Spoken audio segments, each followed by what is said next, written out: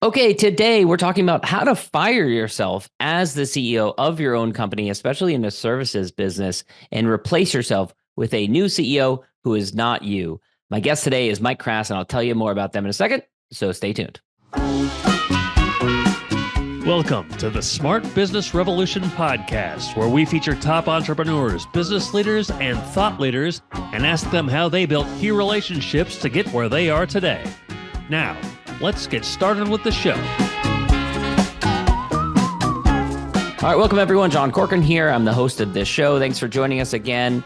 And I've had lots of great, interesting founders and entrepreneurs on this show. You can check out the archives. We've had Netflix and Kinko's, YPO, EO, Activation Blizzard, Grubhub, Lending Tree, you name it. Check out the archives. You can check out those past episodes. And of course, this episode brought to you by our company, Rise25, where we help B2B businesses to get clients, referrals, and strategic partnerships with done-for-you podcasts and content marketing. You can go to our website at rise25.com or email us at support@rise25.com if you have any questions about that. And my guest here today is Mike Krass. He is the owner and visionary from MKG Marketing. He has over a decade experience in the digital marketing world. He established MKG Marketing as a prominent agency focusing on cybersecurity and SaaS businesses. So we'll talk a little bit about his journey, some of the highs and lows that he's experienced, including, of course, firing himself as CEO and niching down and even having to replace a couple of key clients and what he did in that instance. And I'll also give him a shout out. He's 45 episodes into his What's the Problem podcast. Go check that out. Also, fun fact, he's a pilot. I come from a line of pilots, so I always like to chat with pilots. But Mike, such a pleasure to have you here today. And I love to ask people about any kind of little entrepreneurial side hustles that they had as a kid. And you actually had a car washing business where you went around the neighborhood. And there was an important lesson from it because you printed up flyers and then you put them, sounds like you plastered them across every mailbox in the neighborhood, which was simultaneously an unpopular decision with some of the neighbors who weren't happy about this, but you also got business out of it. So there was an important lesson in that as well. Absolutely. Honored to be here, John. And yeah, with that car washing business, I didn't really know any better. I didn't know that mailboxes were not my property and that me stuffing flyers all over them, demanding or requesting car wash clients would be not well received. I think that was the original mark as spam, right? This was before people were marking you as spam in email. It was like people were tearing my flyers down and mentally marking me as spam. But it did lead to quite a few clients. And I say clients because they were recurring. I mean, they hired me. They said, come by every 2 weeks. The hose is out front and the stuff's in the garage and just wash the car. So it worked. Nice. And it definitely alienated some of the neighborhood as well. We didn't like them anyways.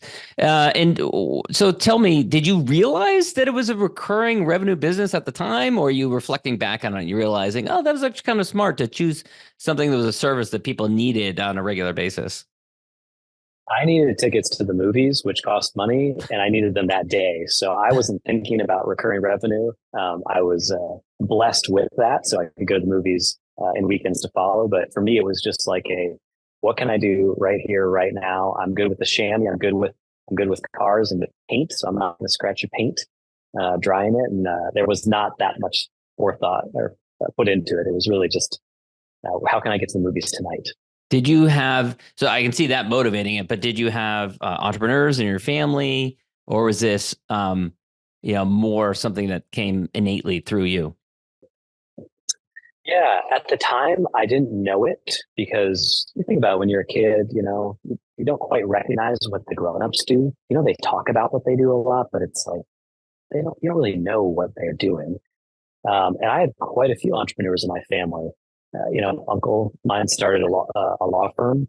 Another uncle started a handyman construction business. My dad ended up consulting and doing his own one-man shingle consulting in the aviation and airline industry. So when I reflect back on it, there's actually quite a few examples of professional services or service-based entrepreneurship in my family. And I never actually connected the dots on all those different people until much later in life. Yeah. I'd love to hear about how that showed up for you as you started to move yourself out of this operational role, because that's such a difficult journey from being the founder, rolling up your sleeves, doing it yourself, doing everything yourselves at the very beginning, to moving out of that role and hiring other people. But you didn't start with focusing on cybersecurity. So let's talk about that. How did you decide that this was the area that you wanted to niche down in and focus on? Sure. So we've been in business for 12 years now. Summer of 2024 will be 12 years. And I say that like a cat, we've had 3 lives so far, 3 of our 9.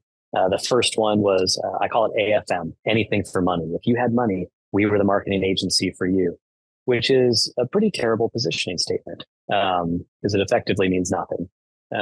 We then transitioned into working more with technology businesses, primarily on the B2B side. And that was the result of us just having those clients. So we looked around and we said, well, actually, most of our clients are this. So let's just go and get more of them, right? Prospective clients want to see that you have some sort of experience in their field, or at least transferable experience into their industry. And we had direct experience in the industry. The move into cyber and information security happened because we actually looked at who some of our best clients were. And we also looked at the industries in terms of which industries are growing. Where is their compound growth happening? So we're not just talking about working with you today, but in 5 years, 10 years, where is market spend and investment going to be invested into? And as we looked at it, we had some fantastic case studies in the cybersecurity space. We were looking at some of the compound annual growth rate projections at the time. This was about 5 years ago. That those CAGR projections for cybersecurity were all up and to the right. I mean, it was up there with like electric cars and things like that. And so we made the decision 5 years ago to niche down into cybersecurity. And I believe we've been rewarded because a lot of folks in cybersecurity want you to, at a base level, and preferably more than a base level, understand some of the different categories and how they function with one another. Because in cyber, it feels very incestuous. There's a lot of partnering between security vendors. When I say vendor, I mean like a product vendor that is happening. You've got so there's like the underlying software programs that I imagine a lot of these companies are using, and then there's I guess implementers or the companies that help to set up the software, I'm guessing. Totally, yeah, that actually help deploy. They become channel partners. So it's just a very incestuous kind of industry vertical, and it's difficult even for us who's been focusing pretty exclusively on it for 5 years now. It's difficult to unravel everything and understand. So I say all that to bring to light that there's a bit of a moat around the industry, right? It's not easy to be marketing Nike sneakers, Cessna single engine aircraft, and a cybersecurity vendor. Like those are such wildly different industries. And so we haven't seen the amount of agency competition enter that space. It's there, but not nearly to the degree of like other established industries like, consumer packaged goods or hospitality marketing agencies or something like that. Yeah. And did you find that there were fewer potential end clients for you, or was it growing at such a rate, not just the industry growing, but new entrants, new potential clients entering the industry, that there was enough of a market for you to go after? So the market, I'll be honest with you, John, is still, I think it's a fraction of what it will be. I still think it's a little small and immature in terms of the lifespan of cybersecurity. For example, across the globe, there's something like, I think it's like 4,200 cybersecurity vendors. Those are product vendors, not including any sort of service integrators or professional services businesses tied into cyber. So it's still a very small market in comparison to, like, if you look up software, which I did the other day, and there's over 1 million recognized software companies across the globe, right? So 1 million versus 4,000, like that's a huge difference. That being said, the amount of new cyber businesses and the amount of early stage investing, especially here in 2023 and 2024, is huge. It's a big difference. And I think that investment is going to lead to both consolidation, which we're already seeing from the big players consolidating the smaller ones, as well as the encouragement of startup founders to enter this space and create a business there. So I think it's going to continue to grow, but it's really still early days. When did you decide that it was time for you as the founder and CEO to move out of the CEO role and into a new role and hire someone else to replace yourself as CEO? Was there a triggering event? Were you burnt out? Or did you feel like that was just the timing was right? What inspired it? Yeah, the thing that happened was, we got through COVID, we began the COVID experience in 2020. I was still the CEO at that time, and I didn't realize it. I think that really weighed on me pretty heavy. And eventually I went to my business partner, who was our chief operating officer. And I said, I'm really tired of being the CEO. Like what I know now, 2.5 years later, that I couldn't put into my mouth, into words back then, was I'm tired of knowing literally everything about this business all the time. It's exhausting, right? It's exhausting. Yeah. And I don't want to sound, as if I am ungrateful or not passionate about being in the business. I really am passionate about being in our business. I'm excited for the future. I was just beginning to recognize I'm exhausted from this specific position, from this specific set of responsibilities. The other thing that came up is maybe about a year before that, we began to self-implement EOS, or traction, as some people call it. And the more that my business partner and I talked, the more we realized we were actually splitting the visionary and integrator role. And as we continued to talk it over, and then we talked it over with our business coach, we kind of came to the realization of like, oh, Mike's been the CEO, but he's been doing a ton of integrator responsibilities, and those just do not make him, a happy bear. It's no wonder Mike is tired from some of these responsibilities, because while he can do them, they don't come naturally to him. Yeah. So forcing you to be someone you weren't. Yeah, there's a no duh light bulb moment that kind of like clicked off, and I said, "Oh, no wonder I've been just feeling like running on autopilot, just not really enthused to be owning all these responsibilities." Those are really the two big things that happened. Yeah. So then what did you do next? How did you go about replacing yourself?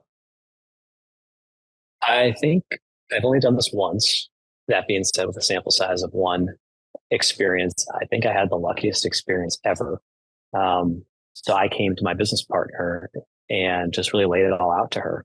And I said, I'm tired of doing all this. Everything I just told you and your listeners, John. I'm exhausted, not charged up. I just feel like, nothing, there is no sunshine in this role for me at the moment, which wasn't entirely true, but that's how I felt at the time. And this is part way into COVID. How far into COVID is this? This was probably the summer of, actually the fall of 2020. So, we were roughly 6 to 9 months, depending on where you lived in the US, 6 to 9 months into, people are Lysoling their groceries at that point. So let me be devil's advocate here. If I'm your business partner and you come to me 6 months into this pandemic, and granted, we didn't know how long it was going to last, but the world is kind of chaotic at that point in time. Many agency businesses had a dip initially and then a ton of business. So it's kind of chaos. But if I'm your business partner, I'm saying, Mike, don't rock the boat, man. Like we got enough to handle right now.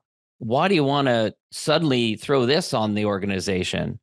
Did your business say any part of that? And if not, why didn't she say that? Because it seems like that would be the reaction. Yeah, what she said was, I'm glad you brought this up because I would love to be the CEO, but I didn't know how to tell you that.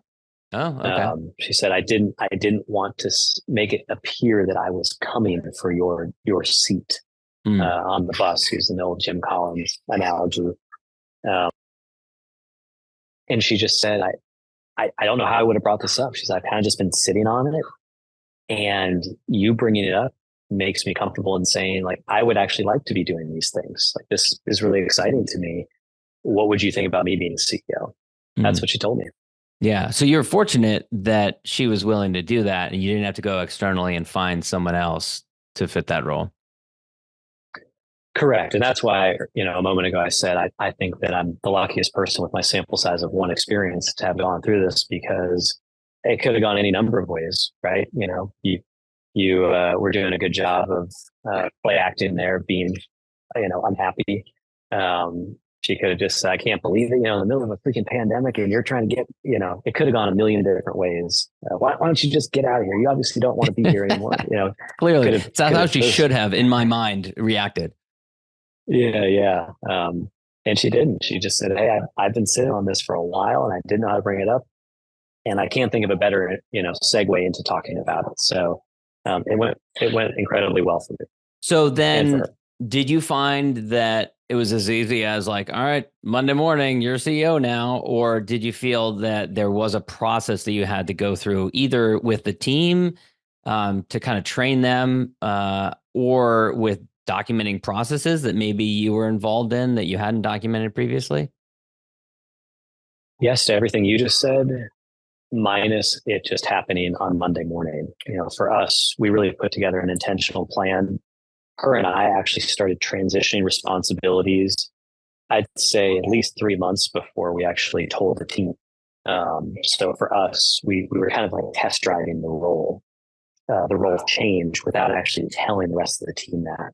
And that gave me some confidence that we could be maneuvering these changes without there being too much conflict or change happening with the team as a whole. Yeah. Now, did you find that you were able to figure out what your next role was now? On LinkedIn, you're listed as founder/visionary. So how do you figure out, you knew you didn't want to sit in the CEO seat. So what seat do you sit in now? I sit in the founder visionary seat. I describe my title as founder because the word visionary makes my Midwestern soul very self-conscious. And even though it is a seat and a role within the EOS accountability chart, it makes me deeply uncomfortable to describe myself that way. And I went straight back to the book is right here on my bookshelf here at the office. And I went straight to the book and I said, what is the visionary supposed to be doing? And as Carrie, my partner, and I started looking at it, I was like, oh my gosh, look at all this stuff that I was doing that I wasn't supposed to be doing. Like, no wonder, I was feeling deflated. And then I started looking at the other things and I was like, okay, like external face, big client relationships, which generally goes with sales or some sort of outward facing sales and marketing position. The more I looked at it, the more I was like, oh, this job description is almost writing itself in terms of my responsibilities now.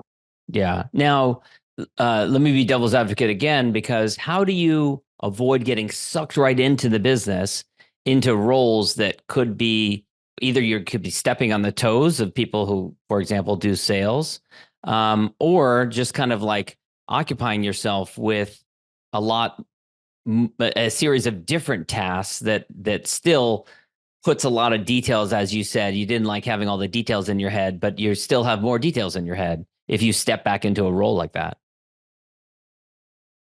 Yeah. The short answer is sometimes it happens. And I would describe it almost like meditation, of which I'm not a very active practitioner, but I have meditated in my life. And some of the best meditation advice I got actually through a meditation teacher, I guess you would call this person, is when you're trying to have a silent mind and you're trying to be still, thoughts will come into your brain. You cannot stop that from happening. It's about recentering yourself. So almost think about like you're a ball rolling down the lane, right? Like at the bowling alley. You're going to go side to side. You might hit a bumper, but it's about like recentering yourself. And so I ended up being very intentional in terms of recentering if I thought I was getting sucked into too many things. The other thing I did that was not successful and is a great lesson for your listeners and your viewers was I tried to be as hands off as possible.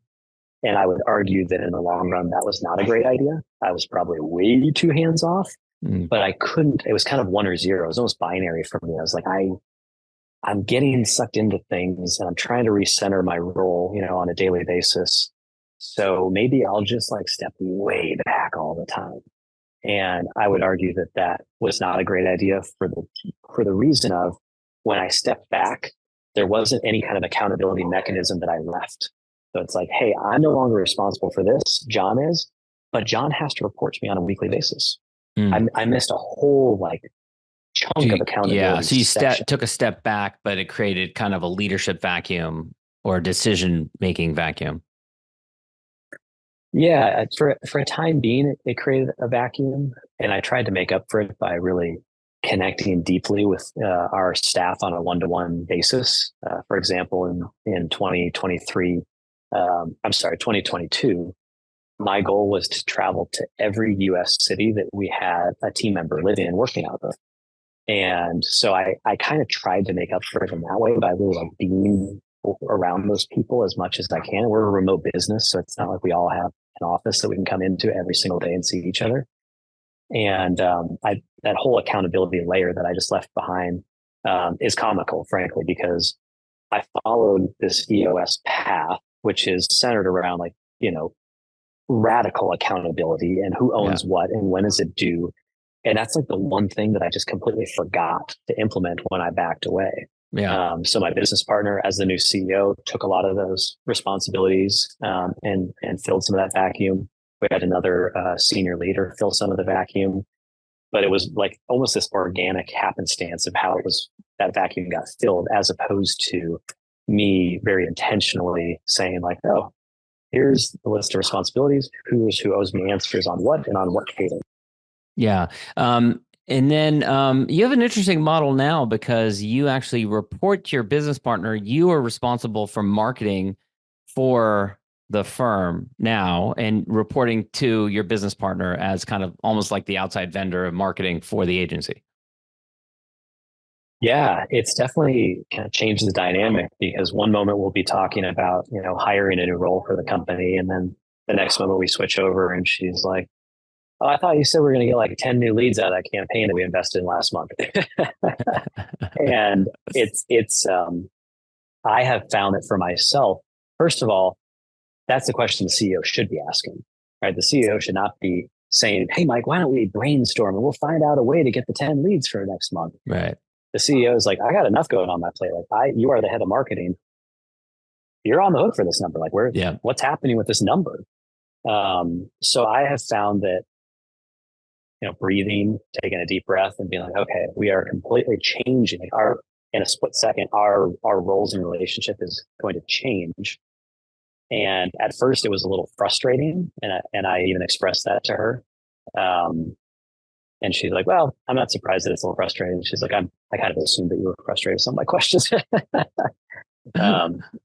But it's taken a lot of mental horsepower to realize like, okay, I kind of have to like switch between seats of we are equal partners to I am on this one aspect of the business, I am reporting to you. And inversely, for example, as the previous CEO, I was in charge of all the financial operations, which a visionary should not really be in charge of by EOS standards. That's not a great place for finance to ladder to. And inversely, I was also kind of poking and prodding on the finance front for the longest time during the transition, just being like, why are you doing this way? And why are you accruing an expense? Like it could be as minute as why are you accruing an expense and spreading it across this kind of, schedule up to something bigger. And so we sort of did the same thing to one another where it's like, hey, like you're in charge of the financial operations of this business now. And like my life is very much tied to it as the 50% business owner. So I got questions for you. So we've kind of actually traded those responsibilities back and forth between marketing and you also have this model that you've developed called this agency leadership committee. Sounds like an executive team. What exactly, how does that work in your company? Yeah, it's brand new. And the intention behind it is that we have couple things. First, number one, we've got a few team members who have been behaving as executive leaders, but not being recognized and giving some of the autonomy and authority to make as many decisions as frankly we would like them to make. And so we came up with this idea. Actually, one of our team members brought it to us last year in 2023.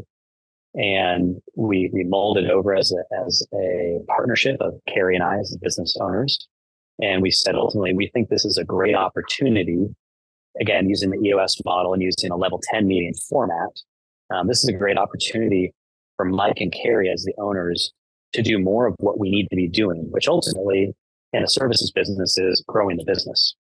Right. And many services businesses, whether it's marketing or another field, the growth of the business is almost always tied to the founders. And so we just need more time and energy to be able to do that kind of work to help grow that business. So the agency leadership committee is brand new this year. I think it's going really well. A lot of trust in those team members and already seeing them step up and being recognized with the fact of, oh, I can make decisions. We've got a clear decision-making criteria. Here's what you can and can't decide on without even, consulting us. Here's what you need to consult us about. And here's what you have, no decision-making authority around because we need to be involved as the owners. So it's hopefully freeing us up to continue to grow the business.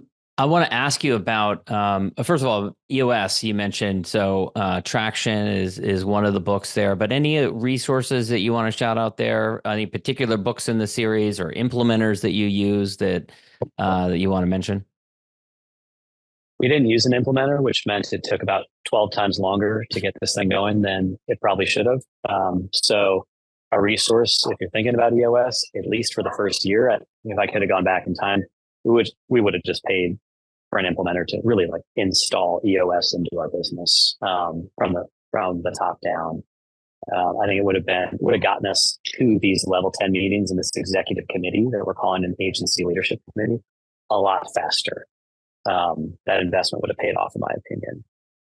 In terms of books, obviously, the book Traction is fantastic. Also, not to mess with Gino's book sales, but a lot of that content is actually just available on the EOS Worldwide website.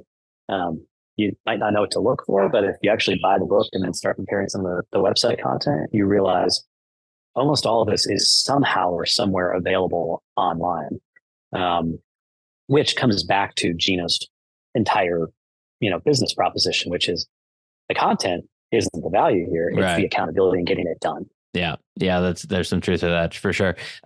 You also went through a big hurdle a while back where you had a client concentration issue and had a couple of key clients that left at the same time.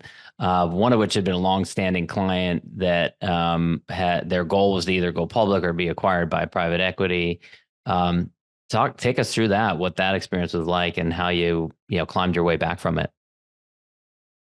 Yeah, so we lost at one time in a single month, we lost two of our clients, which accounted for almost half of our revenue.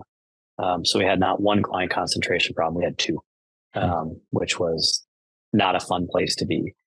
And in terms of how I reacted, the first day, and this all happened, actually, I came back from paternity leave after my daughter was born. Ugh. And the first day I remember looking at our financial model and I was like, these are not good numbers. And then it was it took me days to really realize how terrible it was. And by the end of that week, I was full blown, we need to make major changes yesterday.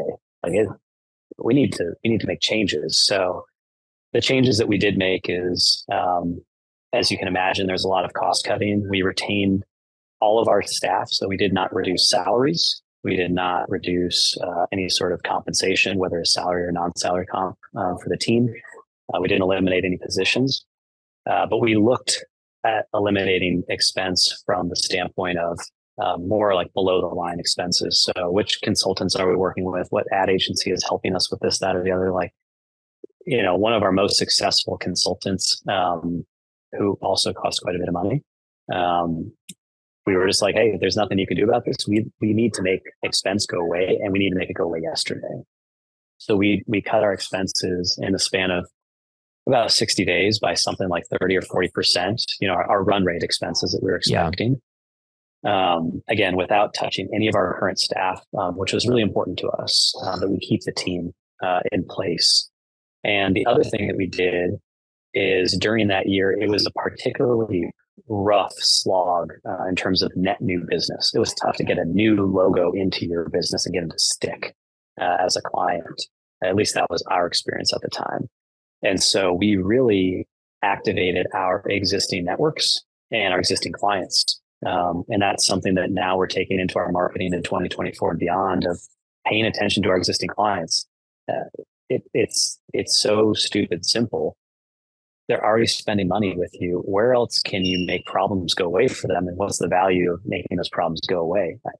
We had gotten caught in this net new logo cycle and growth cycle for so long that we really, to be candid, had neglected our existing customers, our existing clients.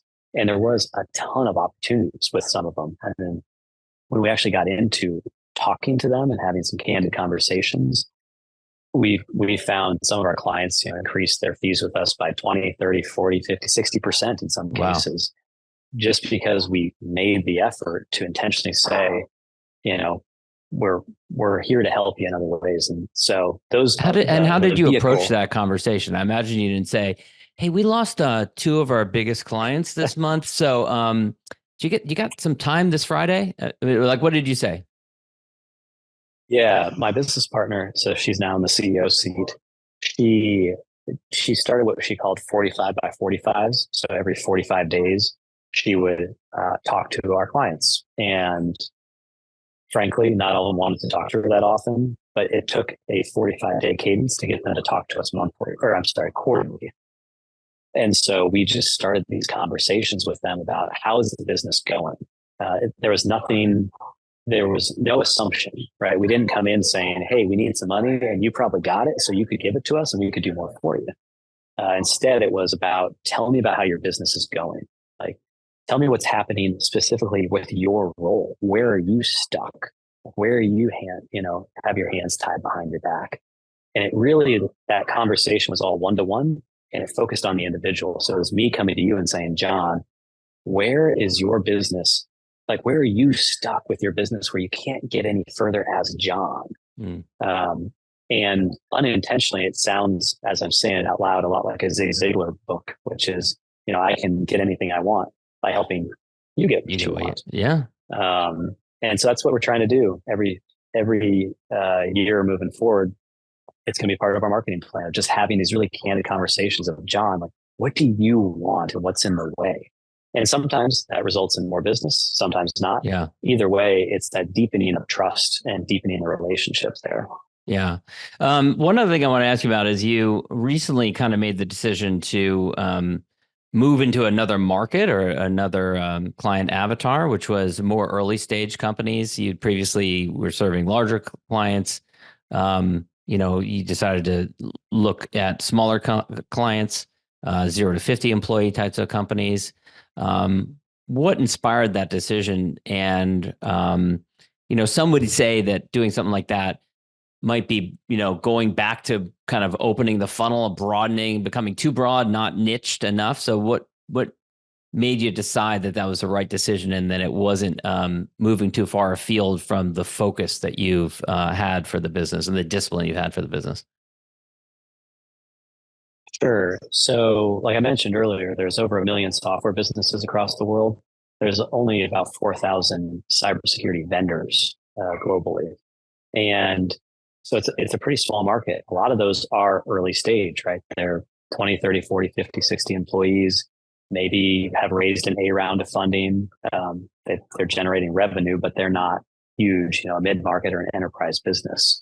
So for us, we realized it was very difficult to only target, the mid-market and above.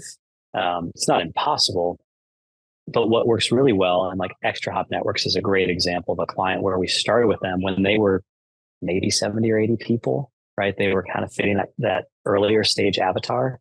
By the time they were acquired 7.5 years into working together, they were, 300-400 people globally. And so it took us entering into a working relationship that early in their company's maturity and lifespan for us to grow with them. And so being able to tell that story as I've communicated with other people, like, oh yeah, we've gone on, your air quotes, your we've gone on a rocket ship journey. Like Xdrop Networks was acquired for $900 million. They did great. The exit was fantastic for them, for all their investors, for all their key personnel with their options. Like it was a fantastic financial exit for them. And we realized that is a story we wanted to be a part of more. And there's a larger addressable market for us there. We just needed to right size the offering. And so the question that we've been asking ourselves is, well, what criteria has to be true? What needs to change from servicing an enterprise client versus a 70 headcount startup? What has to change based on what they need, right? For that startup, what we would bring from an enterprise, it's like buying a Ferrari and driving it around a school zone. They don't need half the stuff that we just natively draw into a contract. They need very specific things, and in 6 to 12 months, those needs are going to change. So they're looking for somebody who can really grow with them and with their needs in a business that's really changing at a very rapid pace. And so that's what we're working on now. Is we're kind of working like down market as well to service folks along that journey. Yeah. I know we're almost out of time here, and I can't help but reflect on this conversation, because what I hear a lot of is a lot of focus on systems and processes and a disciplined process and being very deliberative. And you're also a pilot, and all those qualities make for a great pilot. They tend to be checklist oriented. They follow system and process. They tend to be very risk averse. And yet we have in our mind this idea that the entrepreneur is like, Richard Branson, a risk taker, throw caution to the wind kind of thing. First, is that a fair connection to kind of draw those connections between the fact that you're a pilot and the way that you approach business? And do you think that is an asset, those qualities that make you good at being a pilot, serve you well in business as well?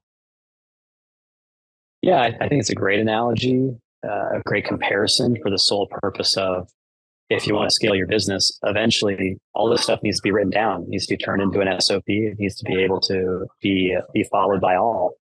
And that's very common, right, to have SOPs in the aviation world. Even when I put my daughter to bed, she knows, like, we read the story. She can see it coming. You read the story. That means like bedtime is imminent. And then we do the blinds, and then we point at the sound machine, which has a purple light because she likes purple. And then we do the lights on, we flip the lights off, and then she goes into bed. And it's like that same process every single day. Whether she wants to go to bed or not is irrelevant, but she knows bedtime is coming. And I think as an entrepreneur, it's what will help our business scale, especially being a professional services business. We're selling our expertise. We're selling what we know in our heads and we can bring to life for you. I don't have a thing that I can say, I can get you 2 of these. Let me get them shipped out from the factory. Like, the factory's up here for us. So if we don't write all this down, if we don't turn it into a system, I fear that we'll always be the exact same size that we are today. And that for me isn't an option, because every single year my business will become more expensive to operate. Health insurance premiums will go up. My E&O, my errors and omissions insurance will go up. My office space price will go, everything will go up just a tiny bit every single year. So if we stay the exact same size in terms of revenue and headcount, we will eventually go out of business.